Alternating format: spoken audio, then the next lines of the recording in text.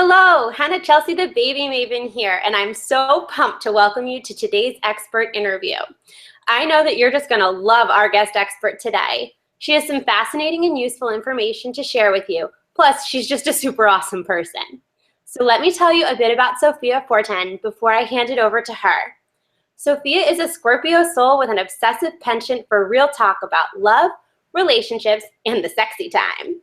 The Happy Vagina Project is one woman's mission to uncode the connection between the art of sex, feminine woo-woo, and awakening your inner awesome. So without further ado, let me pass it over to Sofia so she can tell us a bit about her story and how she got into the biz. Hello, everybody. Thanks so much for having me, Hannah. This is really exciting. So I live all the way up in the Yukon. I like to call it Alaska's cheeky neighbor. It's very cold out right now, but that's okay. And I have been running the Happy Vagina Project for about 2.5 years. It's a very evolving thing at the moment. But really, I've basically been giving sex advice since before I was having sex. And I've always been someone that people have talked with about relationship issues, relationship in my sort of real life, I'm a communications professional, but I'm really hoping to kind of transition to sex education. So in the last couple of years, I've taken some interesting courses in California. I'm doing my tantric coaching certification program right now, which I'm really excited about. And I'm just super fascinated about orgasm, and it really kind of struggling with it for many, many years. I thought I couldn't have orgasms for a long time. I've never felt like, I was like, oh, my orgasms are here and they could be like up here, like off the charts. Like, what the hell is going on here? Why am I not meeting my potential? And what I kind of started to realize is like life was feeling like okay, but I knew it could be better. And my relationship was feeling okay, but I knew it could be better. And sex was like okay, but I knew it could be better. And I was like, there's this really interesting trend for me anyways. And what I've uncovered, certainly, is that we like to think of sex as this little tiny compartment, basically specifically related just to our genitals. They have this one key function, and that's about it. We'll kind of keep them locked up in the closet all weekend or week, sort of take them out to play on the weekends. And that's just so not how it is. Sexuality is core to your life in every nook and cranny. It's core to who you are as a person, and it's core to the pleasure that you're going to feel in your world. And so I'm just discovering so many cool things, and I want all women and all men and all couples to know them so they can have meet their pleasure potential, essentially. That's incredible, Sofia. I mean, I love your enthusiasm for one, and I also love it that you're kind of bringing the subject that so many people feel like they can't talk about or they're embarrassed to talk about. And you're just like making it so easy to have a conversation. This is one of the reasons that I love talking with you. And something that I'm very interested to know kind of your point of view on is that I feel like, especially around pregnancy and new parenthood, that's one of those times when like it's probably most important to talk about sex and sexuality. And it's probably one of like the times in life when people talk about it least. So I kind of wanted to just see why, like your opinion on that. Like why people don't talk about it during that time, and also why it's so important that we have this conversation. Yeah, for sure. So it's a huge time, and there's a lot of different reasons why this particular time in one's life is an important time to talk about these issues. One, obviously, your body is changing like crazy. And when we talked earlier, you're going from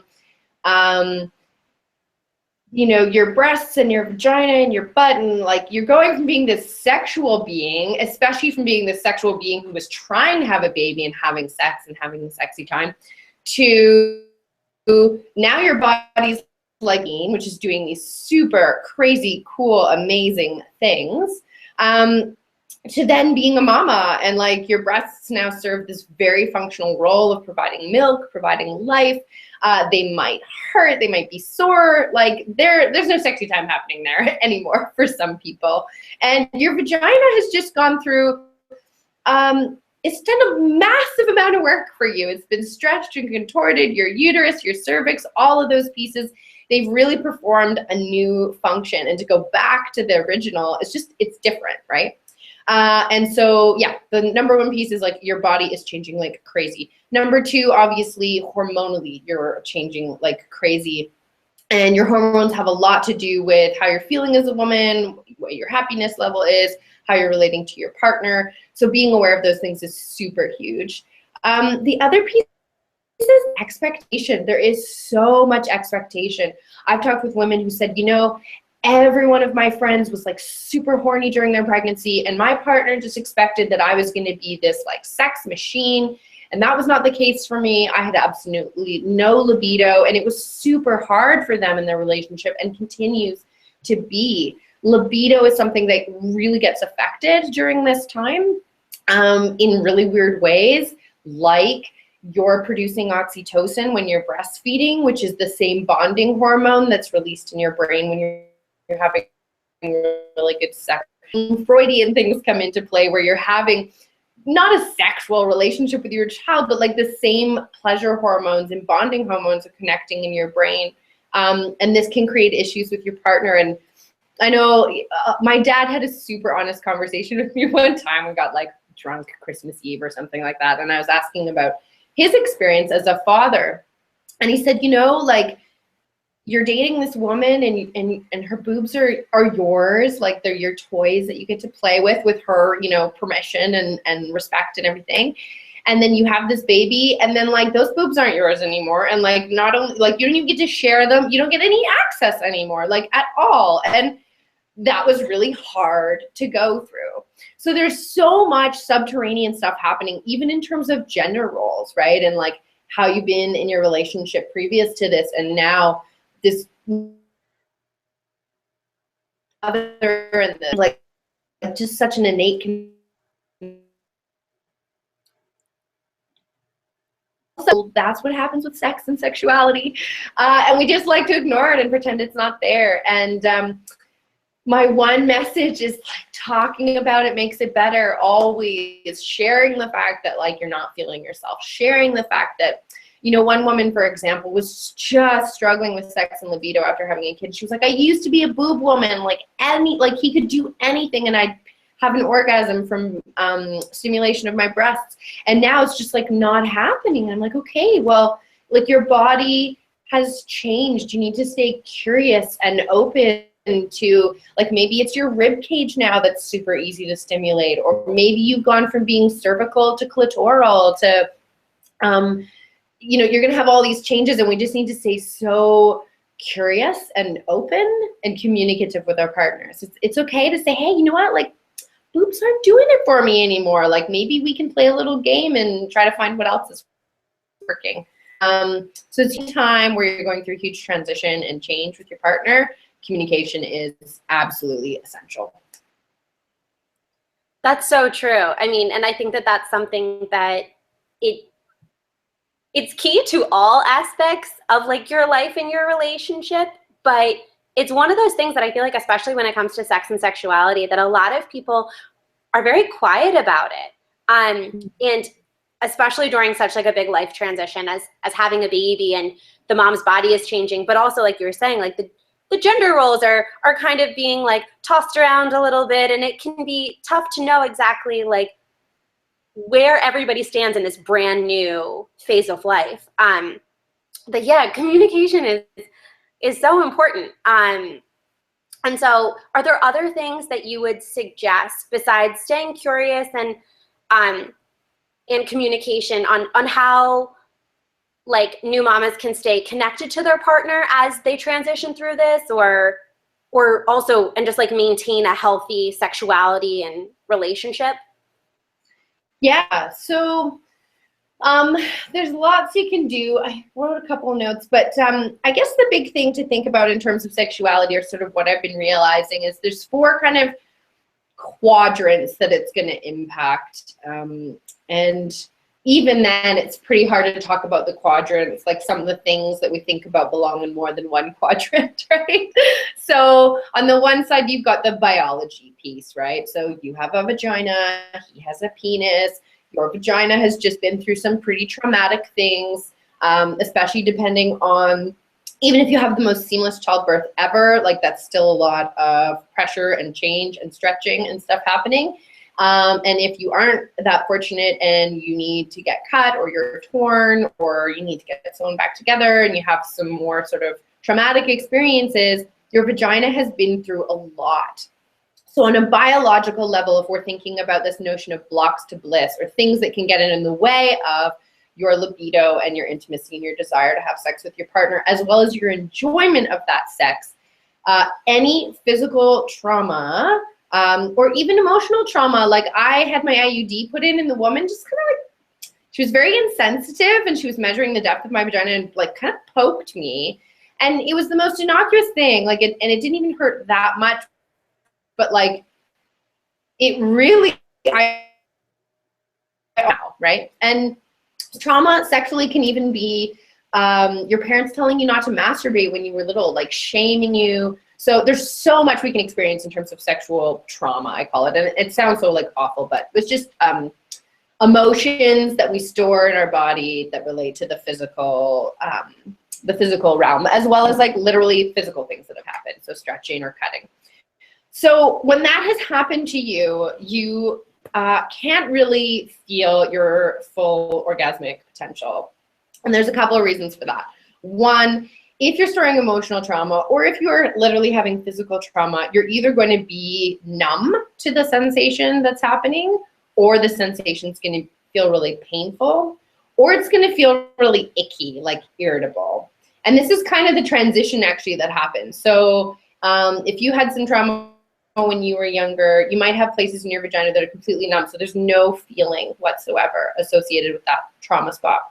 Once you warm it up and you work on it, you get to a place where it hurts. So hurting is actually good. Like it means you're moving through healing that trauma.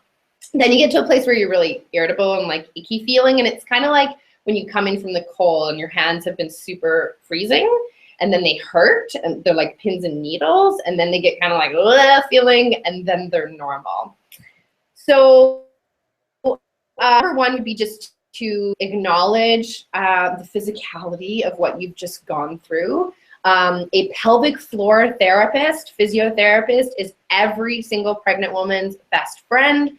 If you are pregnant right now, please go see one. If you've had a baby, please go see one. Your pelvic floor is kind of this example of how sex is imbued in everything. So it's this basket of muscles that hold your vagina inside your body, basically. Interestingly enough, it used to be the basket of muscles that controlled our tails when we were tailed animals and walked on all fours.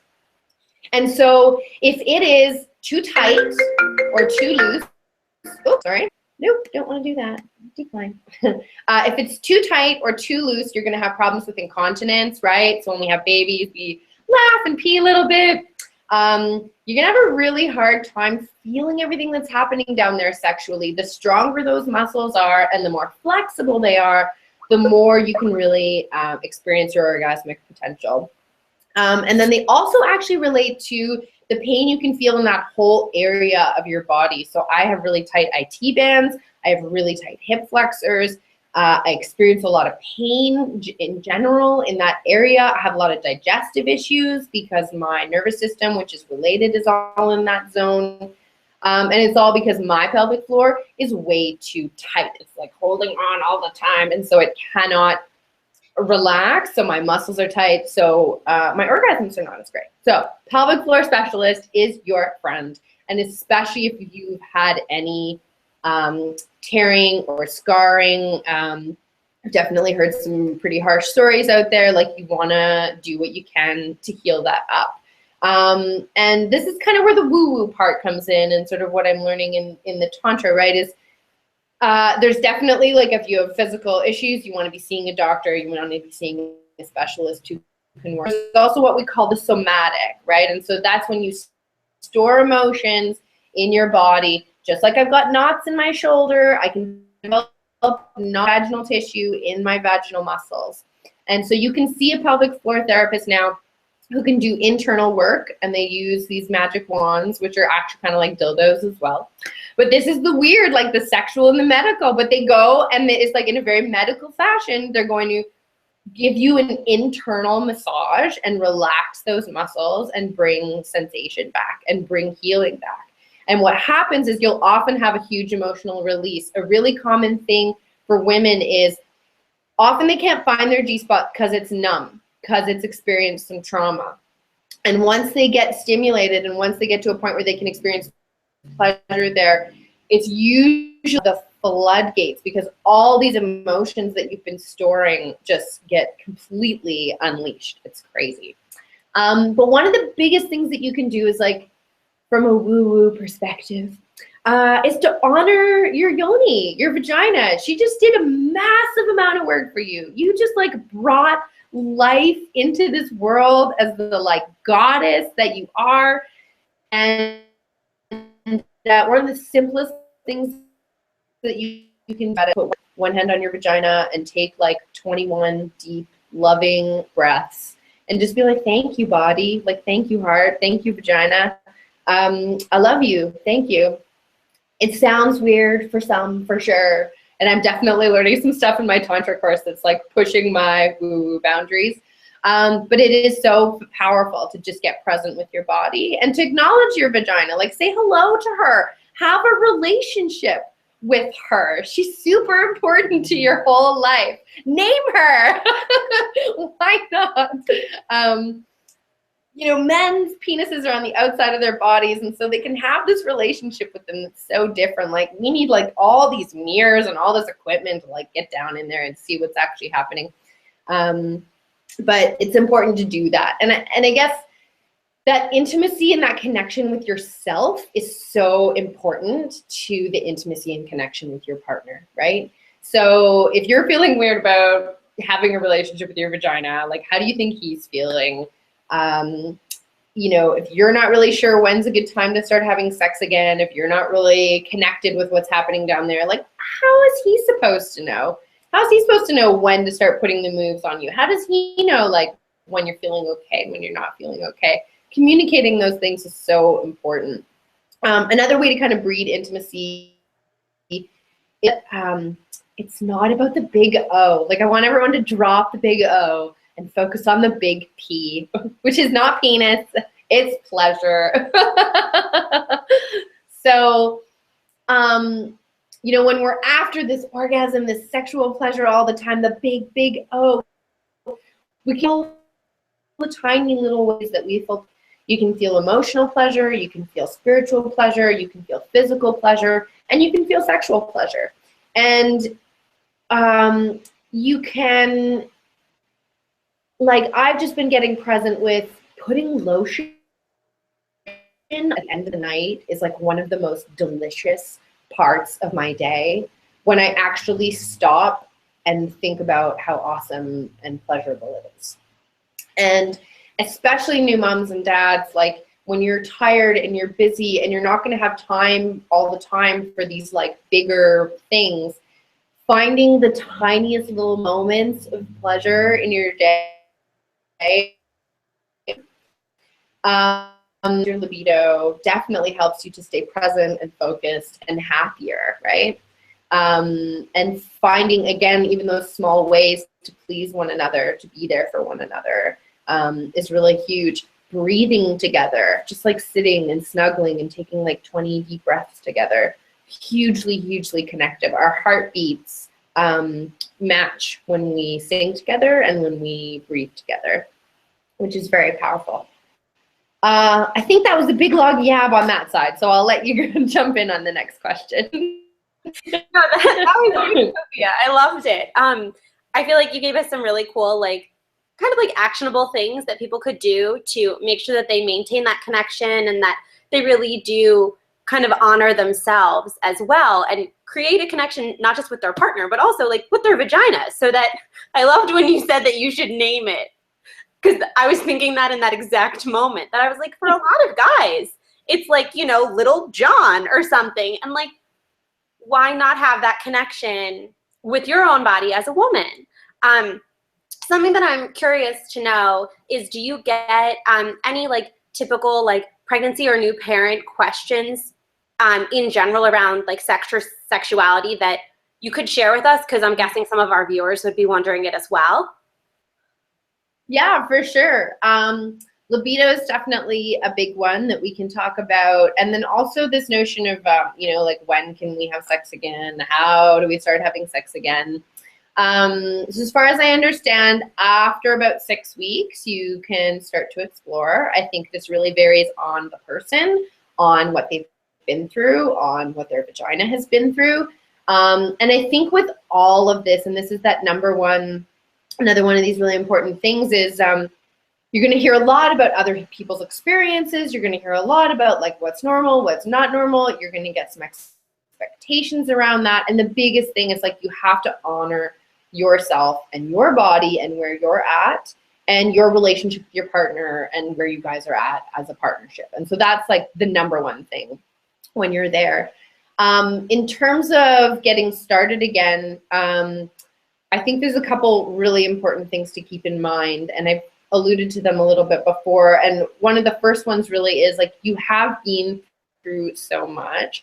Your body has changed. How you're feeling about your body has probably changed. And so doing a bit of a self-honoring practice with yourself alone before you even start with your partner is huge. And even what you can do to sort of warm yourself up. Libido is kind of like a fire, right? It's this fire down in your second chakra, down in your belly.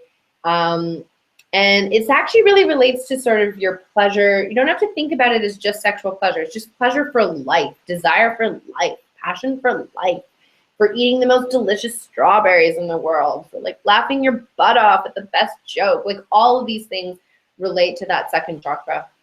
And so if you're not feeling super juicy, if you're not feeling super sexy, a couple of things that you can do is definitely, I would argue, you know, get your partner to go off with the kid and find an hour or two to do a self-pleasure practice and start by like breathe, get that connection, say hi to her. Explore. Maybe the way you masturbated before isn't going to feel exactly the same. Maybe certain things are tender. Maybe certain things aren't. One tool that we use in Tantra is to masturbate for 20 minutes without allowing yourself to come. So to really take your time, to really explore all bits and places. I know for me, I used to be somebody who's very like, you know, you just kind of like wham, bam, thank you, ma'am, yourself. Like you go to bed and you're like, oh, I'm just going to like rub one out and go to sleep, whatever. And I was very clitoral, just did the same thing every time. Just going to like do the circles on my clit, whatever.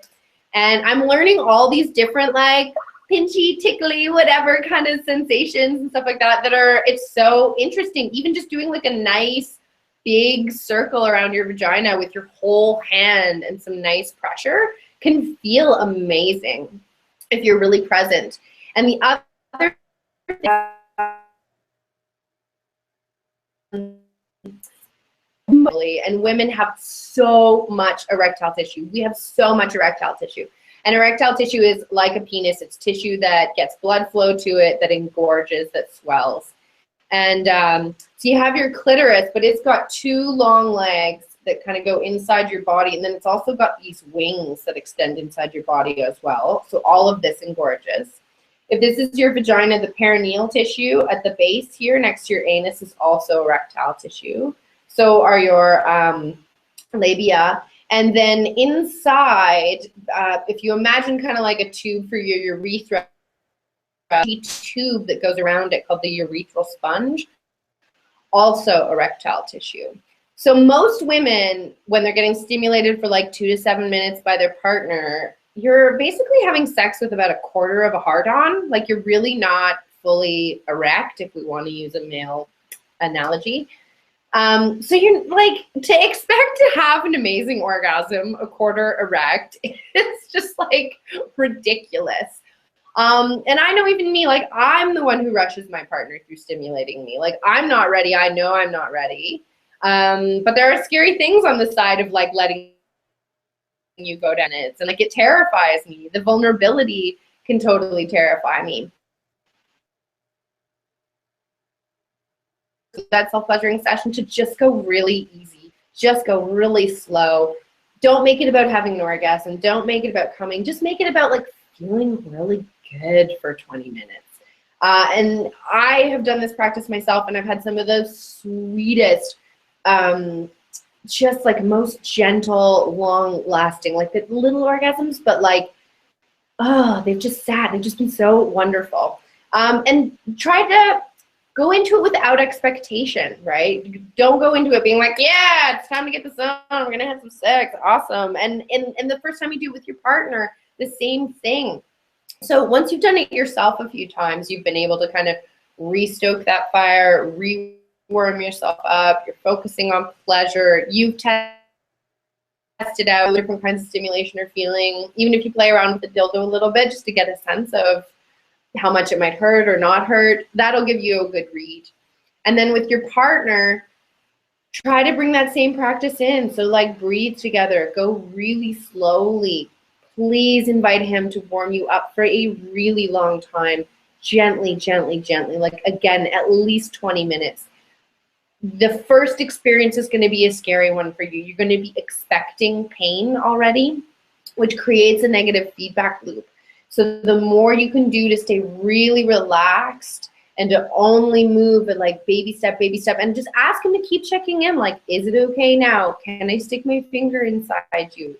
Is that feeling okay? Like, and it doesn't have to be this like, you know, this is the biggest myth about sex. It's not this like sexy, oh, romantic, like I know what I'm doing and you know what you're doing thing. Like, it's super sexy to communicate with your partner. Just like you're talking to a masseuse and the masseuse is going, how's that pressure? And you're like, yeah, in the spot? Yeah. Like that's what you want to be doing during sex, like the whole time. And especially the first time after pregnancy when things are going to be sore for you. He's navigating very uncharted territory. So don't make it about having hot and heavy sex or even having an orgasm at all. Just make it about him making you feel good for a little while. And you guys exploring together what hurts, what doesn't, what feels good, what doesn't.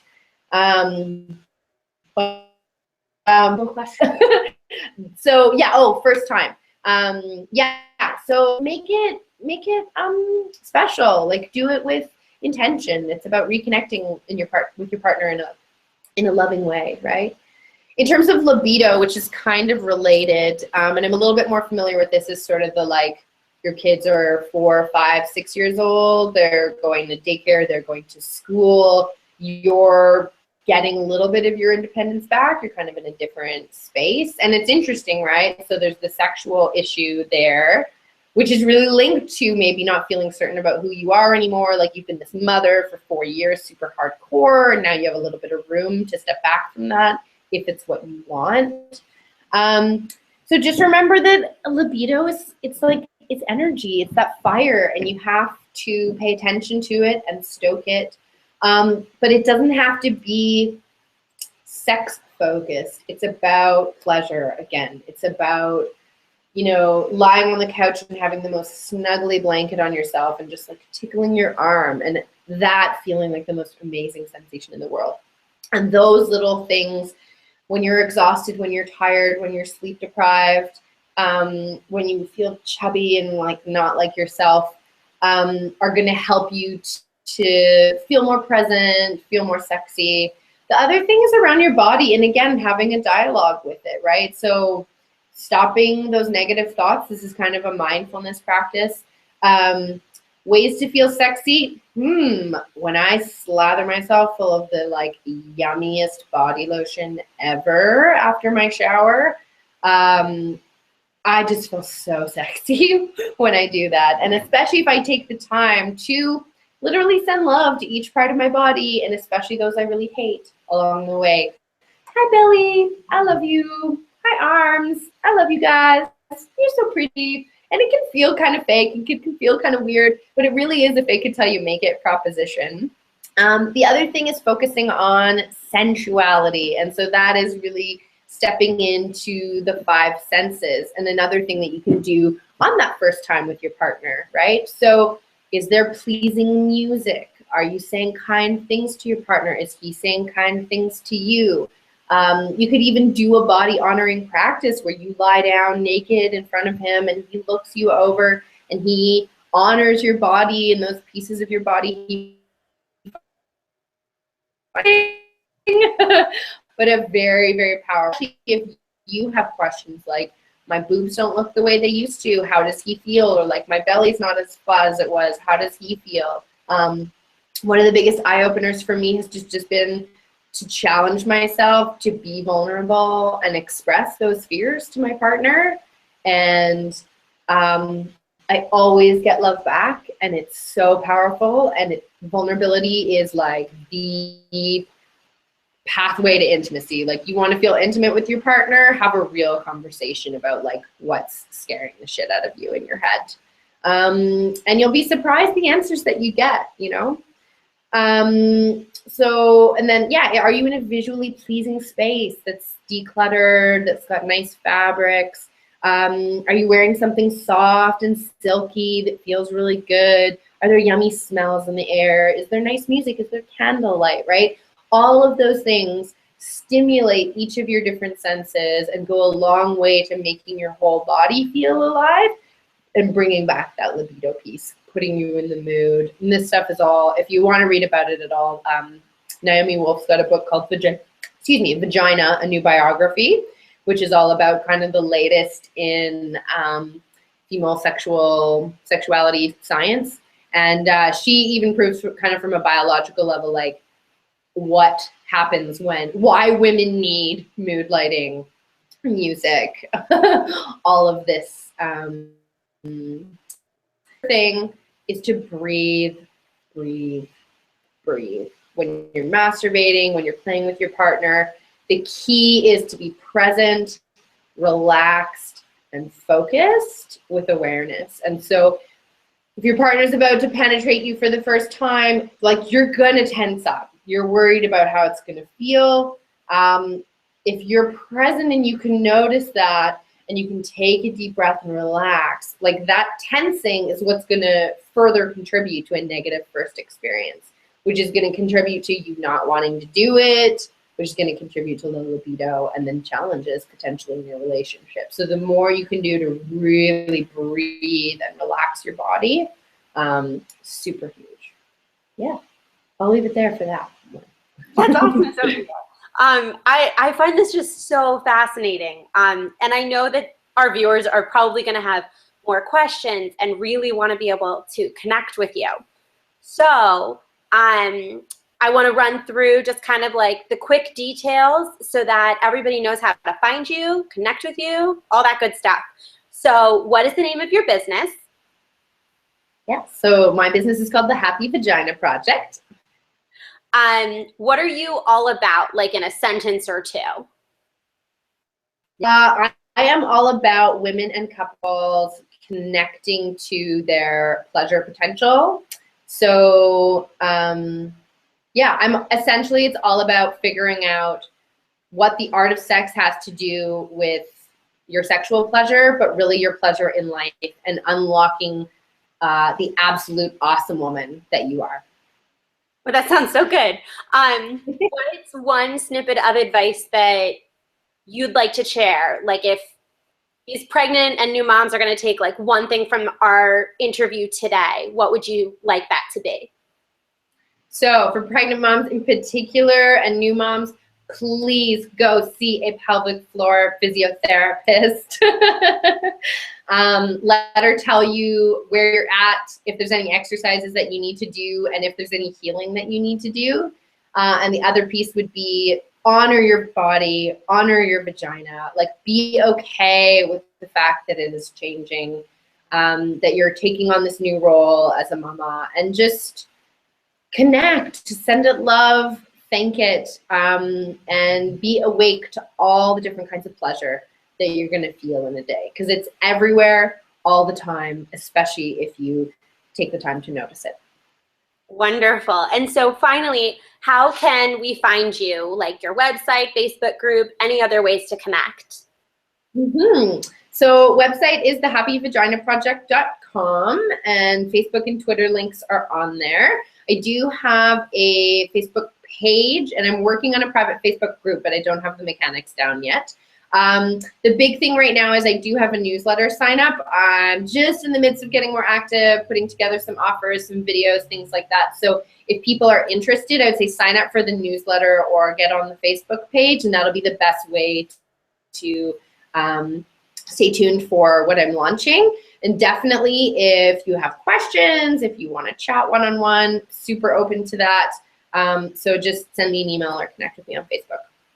That's awesome, Sofia. Thank you so much. And I know that you had also said that you were going to do a little video for our viewers if and when they connect with you, that they could gain access to that.